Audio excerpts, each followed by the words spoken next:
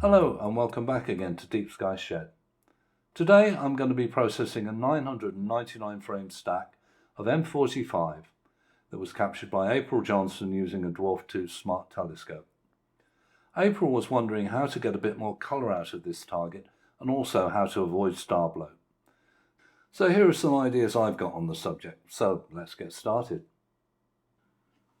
Okay, so here we have April's master fits file. It's a stack of 999 subs, 15 seconds and 80 gain. At the moment it's in a completely linear state, as you can see. I've got the screen transfer function here. I'm just going to stretch that temporarily so we can take a look. And there you are. Actually, it's pretty nice, really. There's lots of detail there. The stars look quite good. Main problem with this is probably the gradient. Obviously left-hand side's got a really strong gradient. It's going really dark. A little bit on the right-hand side as well. Really, some flats would sort this out and would probably make the whole processing of it much easier. But anyway, for today we'll manage with that. We'll just go with what we've got. So first step is going to be to run Blur Exterminator. I'm just using tools that April has got. Here we go. I'm gonna probably, well, let's just hit the reset button here. We'll take the default settings, see what we get. So there you go. In my view, I mean, it's fine. Some people probably like the stars that small. I think they're a little bit too small. Just going to undo that. Obviously, as I say, it's purely a preference thing. I'm going to maybe go down to just below halfway and see what we get.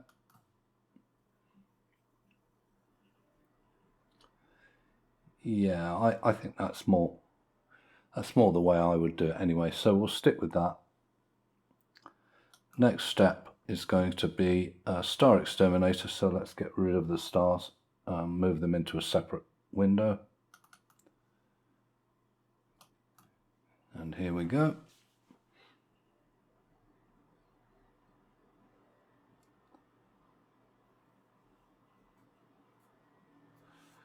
There we have it.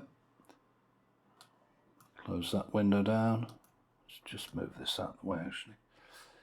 Right, so next thing I'm going to do is just stretch these stars permanently. So I'm going to convert the temporary stretch that the screen transfer function has currently given this image. I'm going to make that permanent.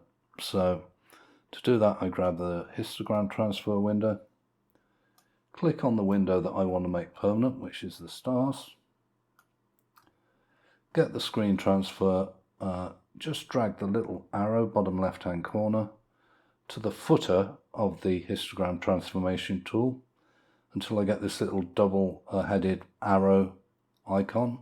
Let go of it. Then I drag the little triangle from the end of the histogram transformation tool onto the image. You'll see it go bright because I've kind of double stretched it at the moment. So it's now permanently stretched, but I'm still applying the screen transfer temporary stretch. So I just click the reset button on that, and that brings it back down to what it actually is. So that is now stretched. That's a really easy and good way, I think, of stretching your images. So I'm just going to rename that, change the identifier to stars. And then for the moment, I'm pretty happy with that. I'll just put that to one side. We'll come back to that a bit later. Okay, so you can see our gradient. It's kind of like a vignette actually, but you can see it is much more pronounced now. And we're kind of losing a lot of the detail at the moment. It's kind of hidden away in here. Flats, as I say, would take that out, and they would take it out surgically. Wouldn't really make a much better job probably of bringing out more of the faint nebulosity around the edge. anyway, I think what I'm going to do for the moment is we're going to try a couple of things. First thing I'm going to try is an automatic background extraction. Okay, I'm going to start with a function degree of 2, which is a kind of a milder setting. I try not to use any more, you know, I don't want to be any, to keep it natural looking, I don't want to be any harsher than I need to be to get the kind of result we want. I'm going to just try this and see if it's going to work. If not, I'm going to probably do something else. But anyway, just apply it.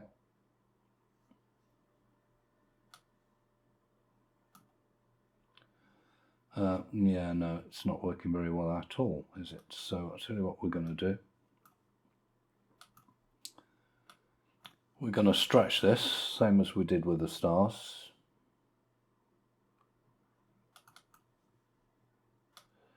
So click on the header, drag the little arrow to the footer of the histogram transformation window, drag that across, there you are.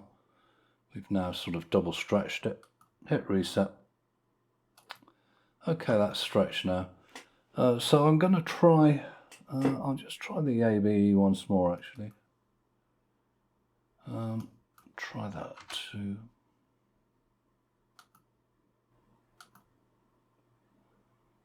Okay, we'll try that.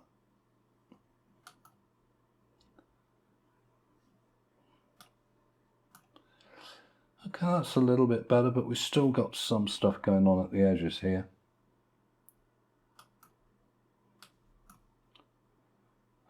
So I might just bring this up a little bit more. Or, if I'm still not happy with this, and I'm not really,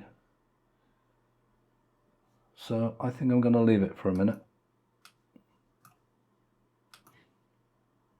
And I will come back to it. So what should we look at next? We're going to try and... Alright, I think I might try the generalized hyperbolic stretch. Hard to say. And just try and level this out and bring a bit of the detail out in it.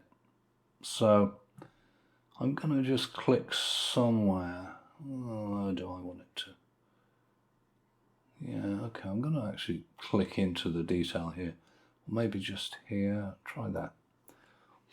Okay, so I've now sent this line which represents where this data lies in the histogram, which is pretty much in the center.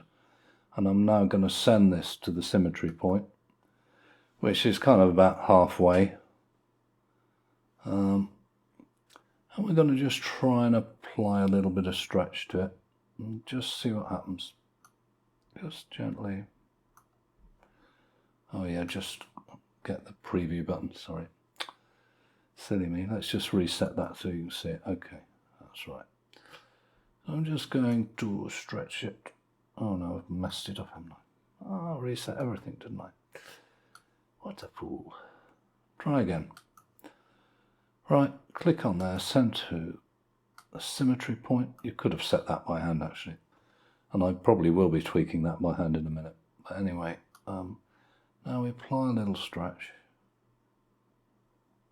That's quite good.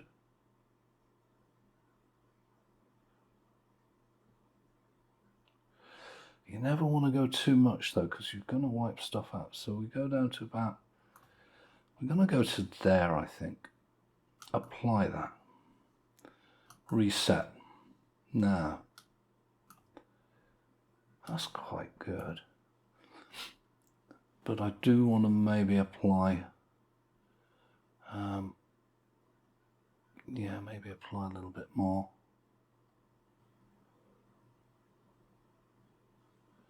So what are we trying to do now? We're probably going to try and pull the brighter parts, which are all the things to the right here.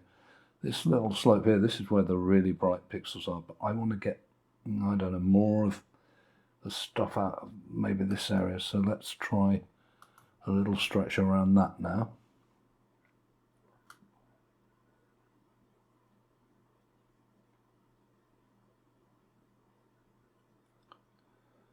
That's quite, yeah, it's quite good.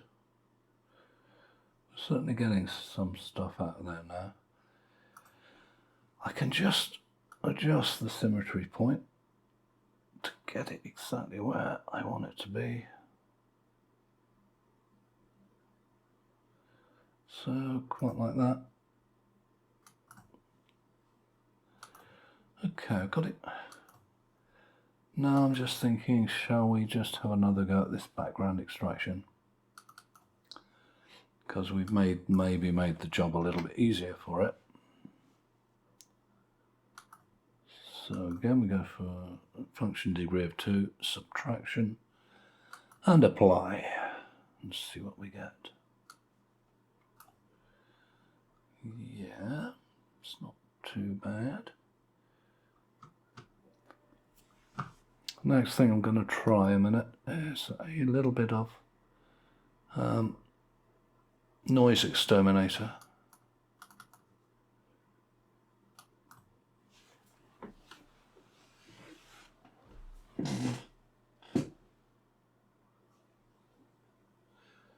I went a bit quick, I didn't see that. So what have we got? Maybe too much. Let's just try a bit less. Try again. Okay, we might give it another pass later on. I think that's okay for the moment. Yeah, I think that's pretty good. Also going to just put that out of the way, because I might come back to it. I might not like this, but we'll see.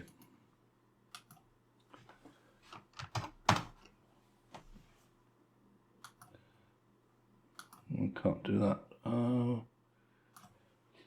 Oh, go on then. Background 2. Ah, thank you.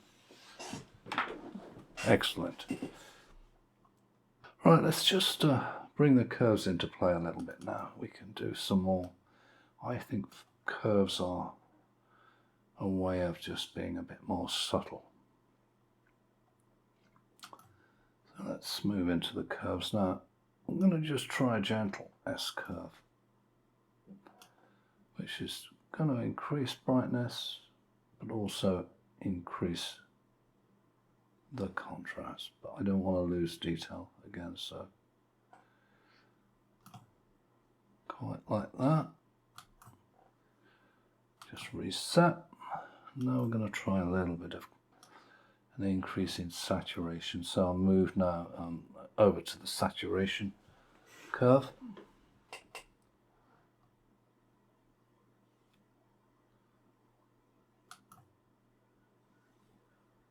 Again, I think, I don't know, I think that's pretty good.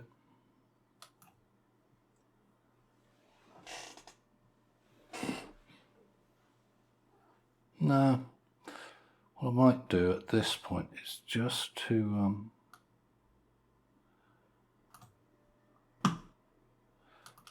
pop the stars back in and see what we think of them. So I'm going to just pop them back in a minute.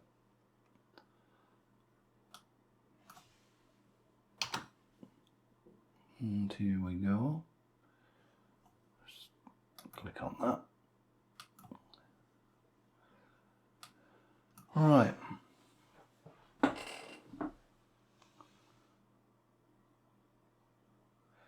Yeah, I think that's got a look to it. It looks quite nice.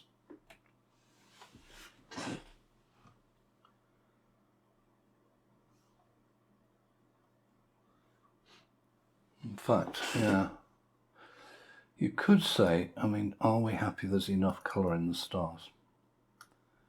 Because we could certainly, again, we get the old curves out here.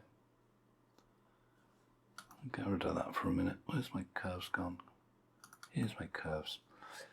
Right, so we could actually give the stars a bit more saturation. Just a little bit. Apply.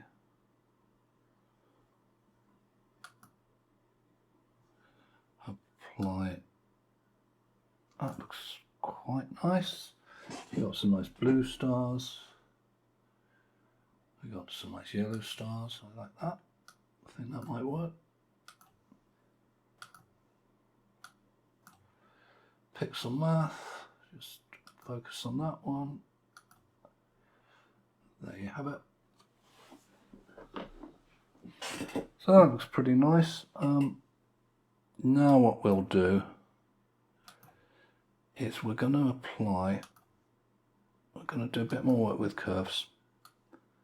Very subtle, but the idea now is just to kind of pull the whole thing together by applying a little bit of sort of brightness and contrast to the whole thing. So we're just going to give it a tiny boost in brightness, but we need to sort of try and darken the background down a bit and make everything sort of fit into it.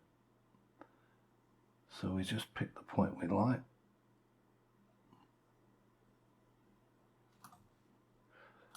Just going to start again actually. I'm not even sure I need to brighten it. Let's just try and darken it slightly.